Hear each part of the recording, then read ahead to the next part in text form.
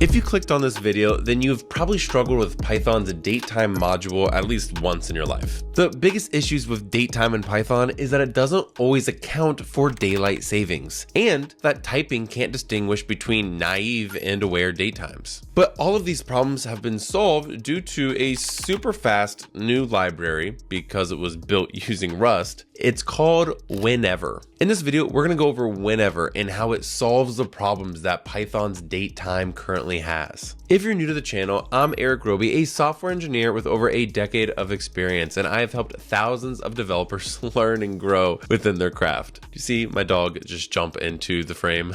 Guess he's going to be part of the video today. So this is the first time that I've heard of this library, and it's kind of a game changer, not going to lie. It's built in Rust, so it's pretty quick, but it allows us to fix all the Python issues that we have experienced for the last 20 years, and the biggest one being daylight savings time. So if we're looking at this, we can see that Whenever, that's what the library is called, Whenever, helps you write correct and type check date time codes. Mistakes become red squiggles in your IDE instead of bugs in production. It's way faster than other third-party libraries, and usually the standard library as well. If performance isn't your top priority, a pure Python version is available as well.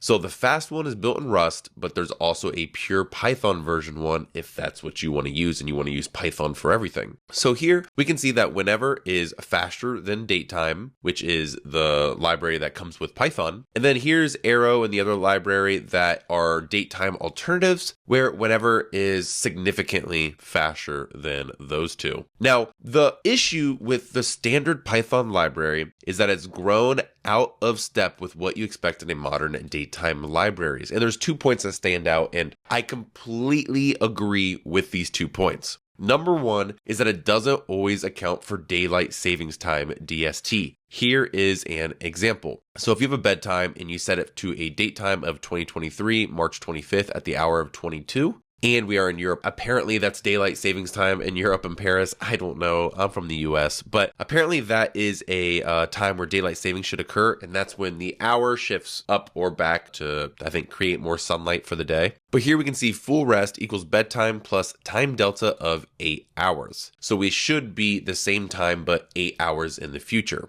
Well, this returns 6 a.m., but really it should be 7 a.m. because we skipped an hour due to daylight savings time. Now, it does say, no, this isn't a bug, but this is by design because we're dealing with 2 different time zones. However, there's also an issue where typing can't distinguish between naive and aware date times. Your code probably only works with one or the other, but there is no way to enforce this in the type system. So does this expect naive or aware? Can't tell, and we're just passing in date time right here as the variable at.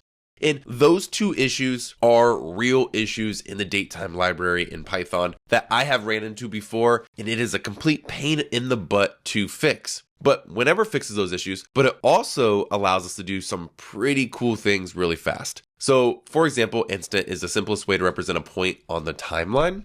If you want to do that in current Python, you need to say datetime.now and then pass inside the parameter timezone.utc. Now, it's not super complicated, but they make it way less complicated in Whenever by just being able to say instant.now. So right here, instant.now is all you need to do to get the actual time of exactly today. So right here, we can see instant is a one-to-one map of UTC. And it's great for storing when something happens or will happen regardless of location. So we have our instant.now. That is all you need to do, and it creates the exact timestamp of today. So it'll look something like this, but we're passing in, old data right here. But this would be the exact timestamp of UTC right now. That's all you have to do, instant.now. Now, I don't know why this isn't the kind of things by default. I mean, datetime in so many different libraries is a pain in the butt to work with, but this is an awesome feature. Now, local date time is really sweet as well, where local date times represent date and time as humans typically interact with them. For example, January 23rd, 2023 at 3:30 p.m. While this information makes sense to people with a certain context, it doesn't refer to a moment on the timeline on its own.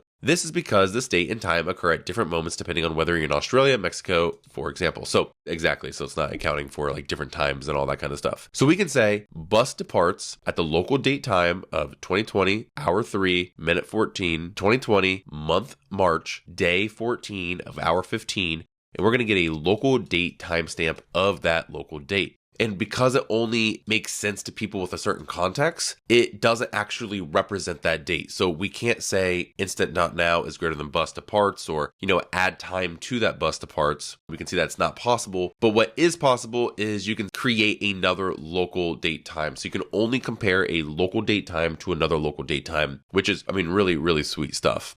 Now, there's also a zone date time, which is the exact same thing as local date time, but it also accounts for daylight savings. So this is a combination of the instant and a local time at a specific location with rules about daylight savings and other time zone changes. So here we can essentially do the same thing, but now we're able to add hours because it accounts for daylight savings. Now, there's also, you'll see examples of this in enterprise projects where they use a system date time, where you're going to capture the time on the system that's running the code. This happens a lot when you have like servers and you have all these like CDNs that connect to different people so you can find out like their location based on the time. Or if you need to do a timestamp into the database and then they need another request and you need to see like what's the length between those two requests, you can do like the old one with the new one and find the new date. So it's saying that you can do this really easily here as well, which is pretty cool. Now, I know I'm going to be trying this library in the future, and I hope you do too. And I will see you in the next video.